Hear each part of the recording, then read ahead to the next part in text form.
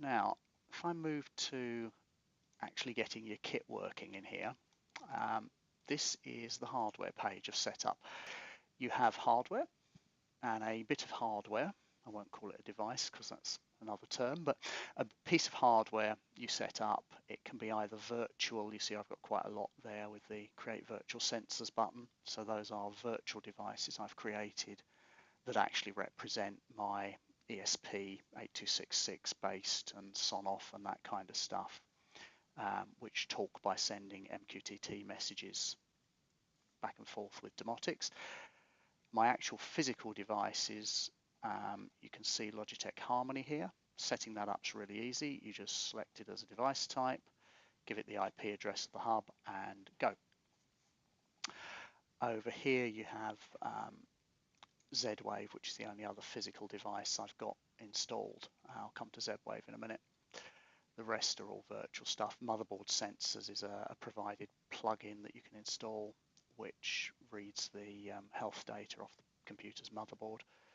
So this is just checking how much disk space I've got and how much CPU Domoticz is using and so forth. Just to show you the range of stuff it does understand. So we have a quick look down here.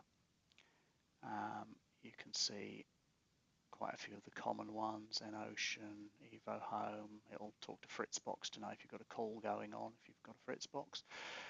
It talks to Kodi, Logitech Harmony. My Sensors is quite common for software for people making their own sensors. Nest, Netatmo, Open Z-Wave there is your any USB Z stick that you want to plug in.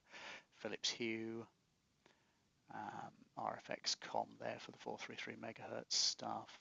You've got Tado, Xiaomi, however you pronounce that properly.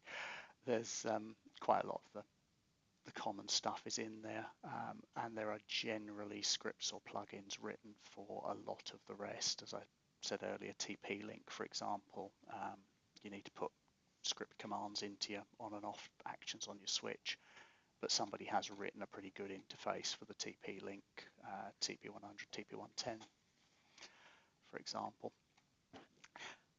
Z-Wave then. So this is where most of my automation kit hangs out. I've got about 10 ESP based or SON-off based modules around the place. The rest is Z-Wave, 57 of them, and a few more to add. So Z-Wave, if I pick a device, let's pick a Fibaro, they're pretty good for having some parameters. You can scroll down and you can see all the devices parameters you can play with. The nice thing about doing this in here is this is taken from the Open Z-Wave device database, and unlike my experiences of Vera, which I ran before Domoticz, where it's dig out the manual, usually with a magnifying glass, a little paper manual, it's parameter 14 needs to be set to 73.5. In here, they're named, and where there's a list of options, the options are spelled out for you. Nice and straightforward to set up your devices, as long as Open Z-Wave knows about them, which it's usually pretty quick to. People contribute device definitions to Open Z-Wave, from what I've seen, much faster than the likes of Vera catch up with new devices. Still on Vera's case when I got rid of the thing about some Corbino modules that were 3 years old by that point. The rest of Open Z-Wave, you've got include, exclude, and so forth in the normal fashion over here. This is quite useful, groups and network. So you can see who's connected, who's talking to who in the mesh. You can see these over here. These are door sensors, little battery-powered non-relay nodes. They're not talking to much. One is the controller, obviously. Some of these other devices are presumably mains powered, switches and sockets in core, central positions, and they're talking to just about everything. This thing does sometimes need to be zoomed in because it's quite hard to work out where the lines are actually going with so many there. The other part of this is also really handy. You can set the association Z-Wave groups of your devices. You see pretty much everything has the controller in its Lifeline group. It also tells you what the group is that you're adding a device to if you're associating. So you go, well, why has this one got the controller in group 3? Because group 1's normally lifeline. Happens it's actually a device's lifeline group is number 3 for some reason. I haven't got many direct device associations. That's about the only one actually. That's the boiler relay being associated with the thermostat. Notice there I think that's a failed inclusion of the thermostat, but I need to make sure it's well and truly dead and then delete it. The what am I device. So that's really quite handy. At a glance view of your device associations, no clicking into individual devices and trying to find them, and you can change them quite easily from there too.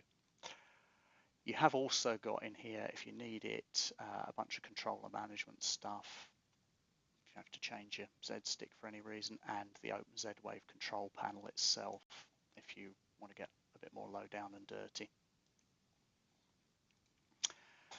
So that's Z-Wave setup. Now once you've set up a piece of hardware, be it Z-Wave or be it creating a virtual device of some kind here, they turn up on the devices list. This gets huge. Here we go. Let's sort this and scroll down it. This is my devices list. Most Z-Wave, sorry about mouse flicking off, 400 of those. Most Z-Wave devices create half a dozen Domoticz devices in much the way as you see child devices and sensor values and stuff in, say, Vera's UI. And they all turn up here as their own individual device. So if you look at this, this is a door sensor. Essentially, it's either open or it's shut. That's an EOTech door sensor. You've got an alarm level, an alarm type, and a switch, and it plays with all those values. Over here you see the battery level if it's battery powered, which is kind of handy. And you can also see the blue or the green arrow. So a device with a green arrow is not visible in the main user interface. It's not being pushed through. So where your Z-Wave unit creates half a dozen devices and actually you only want to see the switch in your user interface, all you do is only click the green arrow on the switch and you push it through and you can rename it on the way. And that's what will show up on your switches tab and can be added to your room plans and so forth. These ones where you see the green here, because I haven't pushed them through, are not visible in the UI. The ones with the blue are in the UI. If I wanted to remove them from it, just click the blue arrow, obviously. Not much else you can do here other than deleting a device if it's dead or not working, not playing nicely for some reason. So that's devices. So it's hardware device creates Domoticz devices, which you then push through to your user interface and you can add to your room plans, your scenes, etc. So that's pretty much covered it for setting up devices. If you're still with me and haven't fallen asleep yet, the next segment I'll have a look at events in Domoticz and how to set up the brains of the outfit to do all the fancy stuff you need in an automation setup. See you soon, I hope.